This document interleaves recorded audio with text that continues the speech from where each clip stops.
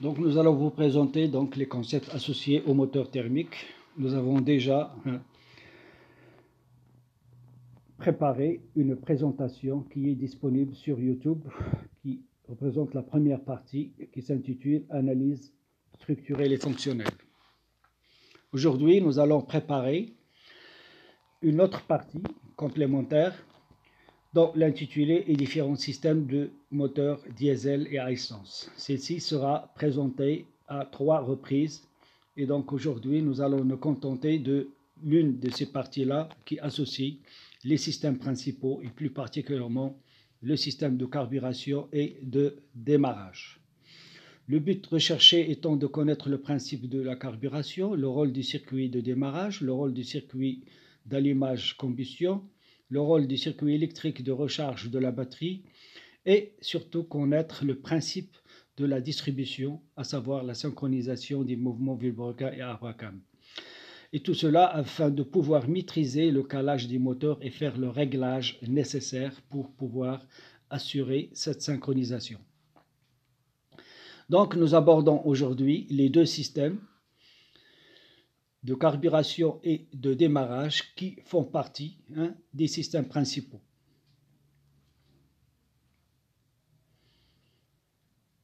À savoir que dans une seconde phase, nous allons présenter les deux autres qui restent, le système d'allumage-combustion et le système de distribution. Donc, commençons par le système de carburation. Dans le système d'alimentation a pour rôle d'amener au niveau du moteur l'air et l'essence nécessaires à une bonne combustion.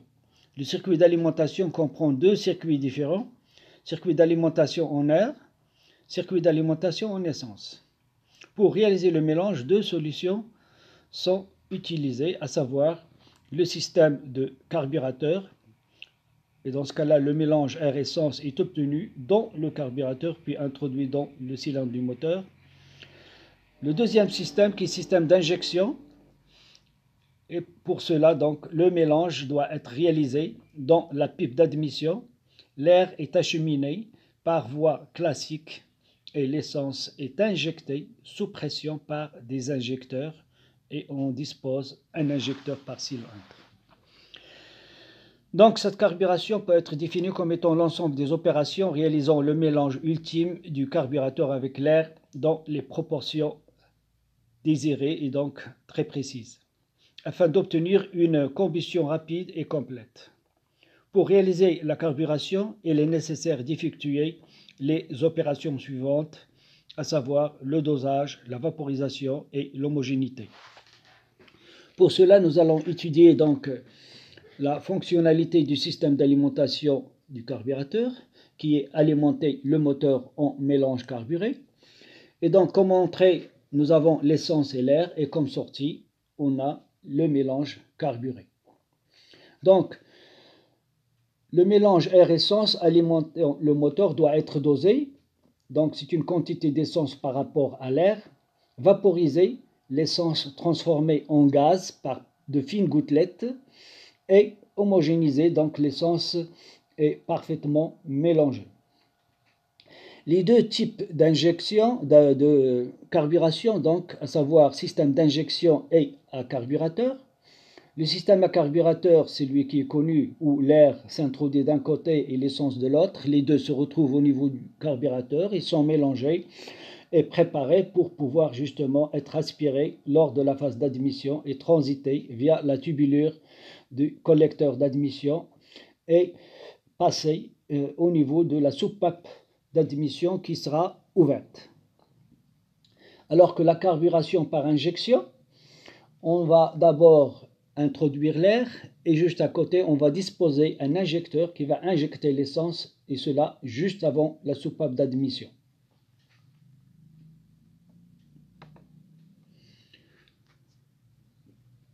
Donc, nous restons toujours au niveau du moteur à essence. Et l'alimentation en carburant donc, nécessite donc un circuit complet. Ce circuit complet d'un système d'alimentation en carburant doit comprendre essentiellement le réservoir 5, comme est indiqué sur la figure, la pompe à essence 8, le carburateur 2 et le filtre à air. La pompe à essence, on y trouve deux types. Celle entraînée par un système mécanique, elle est très répandue sur les moteurs à carburateur, et la pompe électrique qu'on trouve sur les véhicules à injection et à haute gamme. Donc, le schéma présenté montre bien les différents constituants ou parties de ces circuits complets de carburation, allant depuis le réservoir et le filtre à air, le réservoir donc d'essence et le filtre à air, pour passer à travers le carburateur et s'introduire dans la chambre de combustion, et cela grâce au pompage à l'aide d'une pompe mécanique. Il y a d'autres types de pompes, à part cette pompe action mécanique, la pompe action, bien sûr, électrique, donc celle qui est représentée en bas avec l'ensemble de ses constituants.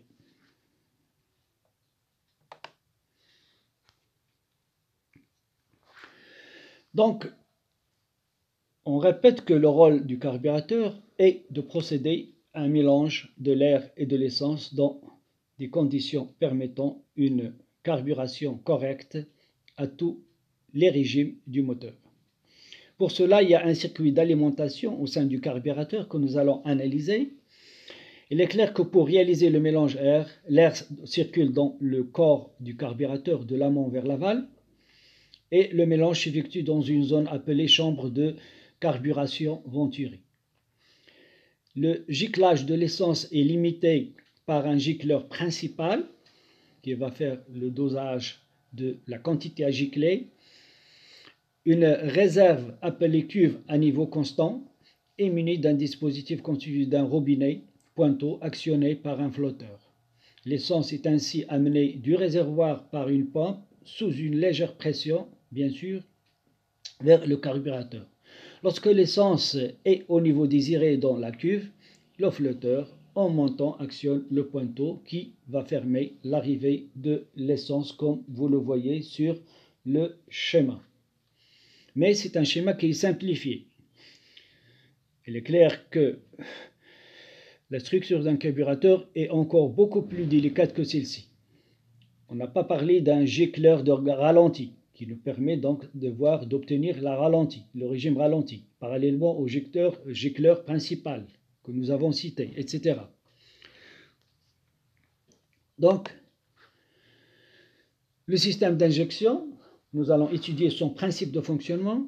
L'injection d'essence consiste à introduire l'air par une tubulure d'admission de forte section et à injecter le carburant en amont, plus près de la soupape d'admission. C'est le cas d'injection directe, ou carrément directement dans le cylindre, aussi appelé injection directe. L'injection peut être continue ou discontinue, mécanique ou électronique. Il y a différentes variantes. Les différents systèmes d'injection, nous pouvons classer ces systèmes-là selon l'endroit où se fait l'injection du carburant dans l'air qui est aspiré par le moteur. On trouve trois variantes, à savoir l'injection qui est directe, si elle s'effectue dans la chambre de combustion du cylindre, directement au-dessus de la tête du piston. L'injection est indirecte si elle a lieu dans la tubulure d'admission, plus ou moins près de la soupape d'admission, mais avant d'arriver au niveau de cette soupape, et donc le jet d'essence étant dirigé vers la soupape d'admission pour transiter au sein de la chambre de combustion. Et la troisième variante et dernière, qui est l'injection centralisée, lorsque celle-ci donc se fait dans la partie du collecteur d'admission, qui est commune à tous les cylindres, à l'endroit qu'occupe éventuellement le carburateur, donc juste en amont, beaucoup plus loin de la soupape d'admission.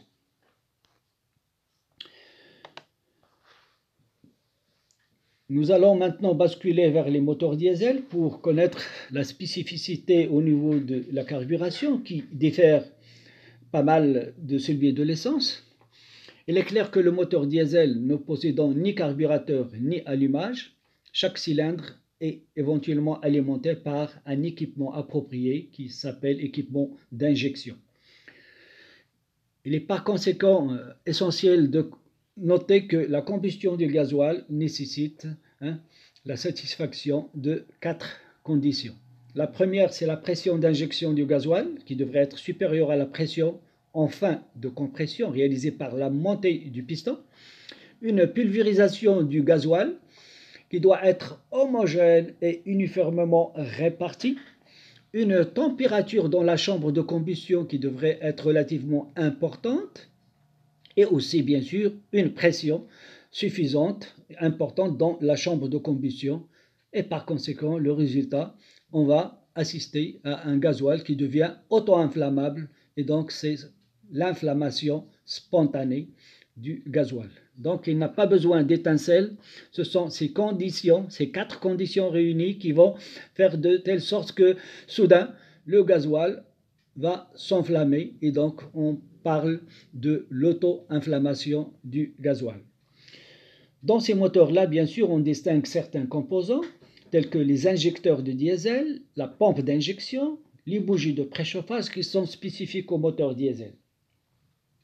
Donc, à côté, nous avons un schéma qui donne le circuit de circulation du gasoil depuis le réservoir vers les injecteurs en passant par un certain nombre de filtres à une première pompe, une seconde pompe d'injection et un autre filtre pour aller se diriger directement vers les injecteurs. Donc on trouve 4 conduites sortant de la pompe d'injection pour aller alimenter les 4, séparément les 4 injecteurs qui vont injecter le gasoil au-dessus de la tête du piston.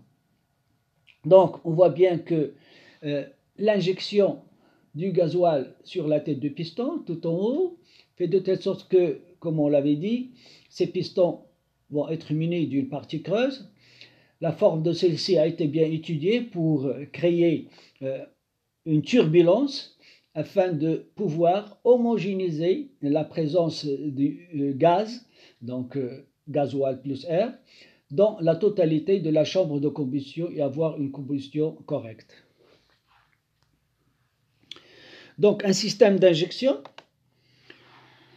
direct diesel à rampe commune est composé essentiellement de une pompe à carburant qui est à basse pression, dite de gavage, qui est indépendante du moteur alimenté en 12 volts et qui aspire le carburant dans le réservoir pour le faire transvaser et l'amener vers le système d'injection. Juste après, l'électrovanne qui est situé entre la rampe, la pompe bien sûr à carburant et la pompe à haute pression et qui contrôle le débit du carburant. Puis on arrive au niveau de la pompe à haute pression qui est entraînée par le moteur et qui alimente la rampe commune en carburant. Un limiteur de pression à tarage mécanique ou piloté qui contrôle la pression dans la rampe commune. Un accumulateur hydraulique appelé rampe commune, objet de cette partie-là, qui constitue une réserve de carburant sous haute pression pour les injecteurs. Et bien entendu, d'un injecteur par cylindre jouant le rôle de valve pilotée électro-hydrauliquement par ce système ou calculateur qui va injecter la dose suffisante au moment opportun afin de favoriser les conditions de combustion. Donc, un moteur diesel, cet ensemble est commandé par un capteur de pression dans la rampe commune, un capteur de température de carburant et aussi un calculateur électronique d'injection appelé ECU, Electronic Control Unit, pilotant les actionneurs qui sont les injecteurs et l'électrovanne de contrôle du débit et éventuellement aussi le tarage du limiteur de pression. Tout ça à partir des informations qui sont mesurées par les différents capteurs. Le calculateur d'injection utilise bien entendu toutes ces informations issues des capteurs du moteur afin d'accomplir les actions suivantes, à savoir l'optimisation des conditions de combustion dans le mélange. Pour ce faire, il s'appuie sur différents types d'informations qui proviennent des capteurs, dont on peut citer la position de la pédale d'accélération, la pression d'air dans le collecteur d'admission, la température et le débit de l'air à l'admission, la température d'eau dans la culasse, le régime moteur et la position angulaire qui est mesurée soit sur l'arbre à cam, soit sur le vilebrequin, ainsi éventuellement l'accélération mesurée sur le bloc moteur. Donc, à ce niveau se termine la partie concernant le système de carburation et nous allons enchaîner avec le second système, celui de démarrage. Donc, pour lancer et amorcer le cycle de combustion, il faut absolument démarrer le moteur. Et donc, il faut qu'il y ait un circuit de démarrage et donc un ensemble d'organes qui vont assurer cette mission. Il est clair que les moteurs thermiques, pour démarrer, demandent à être entraînés à une vitesse de rotation suffisante. Celle-ci doit atteindre donc pour les moteurs à essence 250 tours par minute, alors que pour les moteurs diesel qui sont un peu plus exigeants, 350 tours par minute afin de pouvoir obtenir la pression suffisante compte tenu de la température, de la pulvérisation pour pouvoir donner lieu à l'auto-inflammation du gasoil. Donc c'est pour ça que les moteurs diesel présentent des petits problèmes parfois en hiver. Cette vitesse est nécessaire pour permettre bien sûr la vaporisation de l'essence quand il s'agit d'un moteur à essence, une force électromotrice d'allumage correcte, parce qu'on est dans le cas d'un moteur à essence, une pression de compression suffisante, à savoir une température d'auto-inflammation par exemple du gasoil qui doit atteindre une certaine valeur permettant l'enclenchement de l'auto-inflammation du gasoil. Donc nous allons étudier le produit qui est le démarreur, qui doit assurer une fonction de transformer une énergie électrique en énergie mécanique afin de pouvoir démarrer le moteur thermique. Donc en entrée on a l'énergie électrique, en sortie on a l'énergie mécanique. Parallèlement à celle-ci on peut avoir aussi l'énergie calorifique, le bruit, etc. Donc, en termes de définition, nous pouvons dire que le circuit de démarrage comprend l'ensemble des pièces permettant la mise en fonction autonome d'un moteur thermique. Pour cela, nous allons étudier le circuit de démarrage et les conditions à remplir par ce dernier pour pouvoir lancer le moteur. Donc, ce circuit doit fournir un couple supérieur au couple résistant offert par le moteur. Le couple résistant dépend de plusieurs facteurs. La force générée par le frottement des pièces en mouvement sont les organes mobiles du moteur, l'inertie des pièces à mettre en mouvement, l'action ou les actions des temps résistants, compression, fonction du rapport donc de volumétrique, et l'entraînement des équipements annexes tels que pompe de direction, pompe à eau, alternateur, etc., etc. Donc le démarrage d'un moteur diesel, en le comparant avec un moteur essence, on sait bien que comme les moteurs à essence, les moteurs diesel sont lancés par un moteur électrique qui est le démarreur qui amorce le cycle de compression-inflammation du mélange. À froid, cependant, les diesels sont difficiles à démarrer comme on l'avait dit. Cela pour au moins deux raisons. D'une part, ils opposent, du fait de leur taux de compression élevé, une forte résistance à l'entraînement. D'autre part, la seule compression de l'air froid ne peut en aucun cas atteindre une température suffisante élevée pour amorcer la combustion et donner lieu à la flamme spontanément. Pour pallier à cet inconvénient, les moteurs diesel doivent être dotés de bougies de préchauffage qui sont des résistances électriques. Ces résistances sont alimentées par la batterie du véhicule et mises sous tension pendant quelques secondes avant même le lancement du moteur par le démarreur. Donc, nous regardons et voyons ici le fonctionnement d'un circuit démarrage, allumage.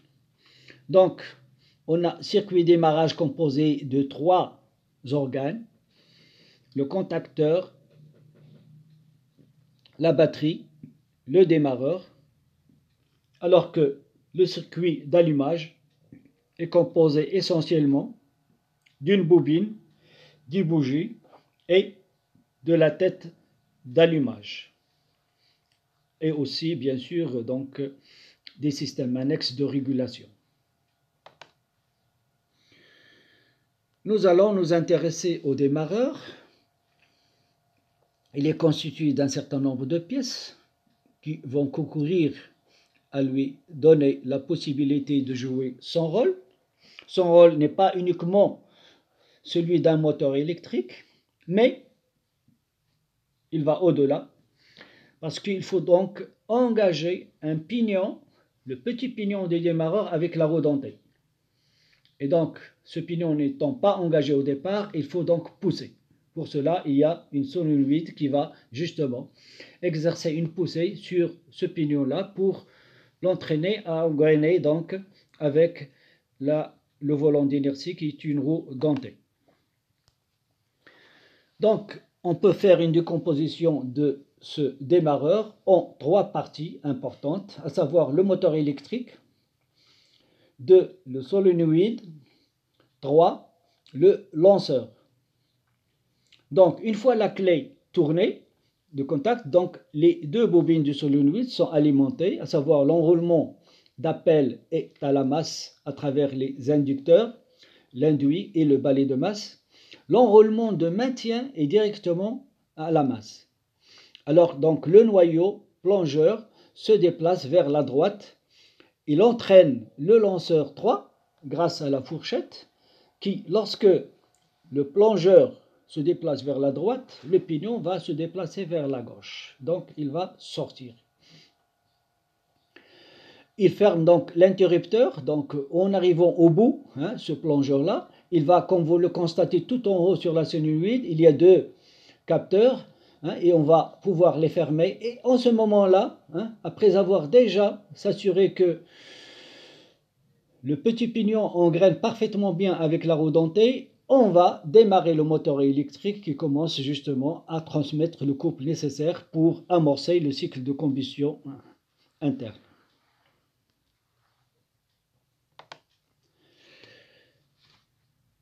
Regardons l'autre aspect, celui de la recharge de la batterie. Donc après avoir démarré, c'est le moteur qui tourne, donc on a un alternateur qui va être ému d'un mouvement de rotation grâce au moteur et qui va permettre de générer le courant électrique. Donc pour ce faire, le circuit de recharge est composé au moins de 3 organes, à savoir la batterie, le contacteur, clé de contact, c'est l'interrupteur, et surtout l'alternateur. Ce dernier transforme l'énergie mécanique en énergie électrique, contrairement au démarreur qui devrait transformer l'énergie électrique en énergie mécanique. Et donc la batterie permet de stocker l'énergie basse tension, donc les 12 volts.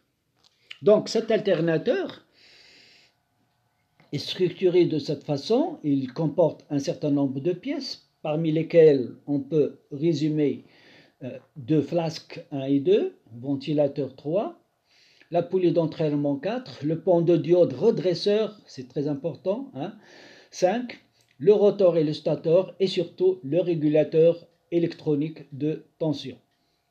Car le régulateur de tension doit limiter la tension à une valeur acceptable par la batterie, qui ne doit jamais dépasser les 14,5 de volts, sinon on risque de brûler ou de créer une surtension au niveau de la batterie, ce qui est exclu.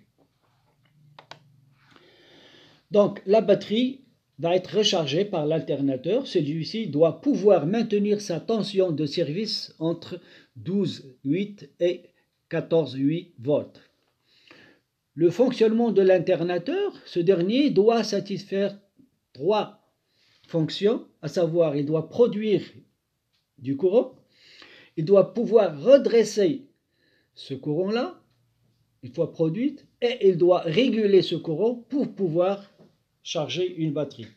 Donc, pour cela, parce que la tension produite par le stator constitue de 3 groupes de bobines et alternative. Donc, il faut convertir le courant alternatif déjà en courant continu.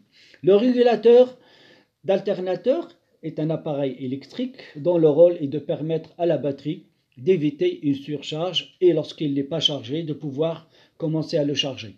Donc, lorsque la tension au bord de la batterie est au-dessus du seuil limite, 12 volts, le régulateur régénère un champ magnétique permettant ainsi le chargement de la batterie. Il se trouve sur l'alternateur, donc il est positionné sur l'alternateur, plus particulièrement fixé à l'arrière de celui-ci. Il est constitué de 3 parties, un module électronique qui permet de générer la régulation, 2 balais de contact à base de graphite insérés dans des portes balais et on appuie avec les bagues collectrices du rotor alternatif. Et enfin, un connecteur extérieur permettant de réaliser la liaison avec le faisceau électrique du véhicule. Donc l'alternateur est constitué d'un ensemble fixe d'enroulement de bobines de fil à l'intérieur duquel un rotor s'articule, donc possède un mouvement de rotation. La rotation de l'électroaimant des bobines de stator génère beaucoup plus d'électricité à l'intérieur. Pour cela, l'électricité est un courant alternatif. Il doit donc être rectifié afin d'être transformé en un flux unidirectionnel, à savoir, comme on vient de le dire, en courant continu. Une dynamo, bien sûr, on peut l'envisager, mais une dynamo qui a un courant continu, c'est bien, c'est l'idéal, mais elle est moins efficace, et en particulier à bas régime, et elle est aussi lourde qu'un alternateur. C'est la raison par laquelle on trouve l'utilisation des alternateurs, qui est une utilisation courante dans la plupart des véhicules plutôt que de dynamo. La fonction régulation, c'est le rôle confié au régulateur et au rotor, à savoir que la tension sera régulée par ces 2 éléments. La tension délivrée par le stator dépendra bien entendu du courant circulant dans le rotor. Et celui-ci donc est alimenté par le régulateur et ses balais. Donc le régulateur permet l'alimentation du rotor, donc contrôler en même temps la production de tension pour la réguler dans les valeurs prescrites, et ceci quel que soit le régime de rotation donc du moteur. Ainsi se termine cette présentation et je vous donnerai rendez-vous ultérieurement pour une 3e et après une 4e présentation afin d'achever la présentation de ce moteur thermique qui sont extrêmement importantes, qu'il faudra connaître à tout moment. Merci de votre attention.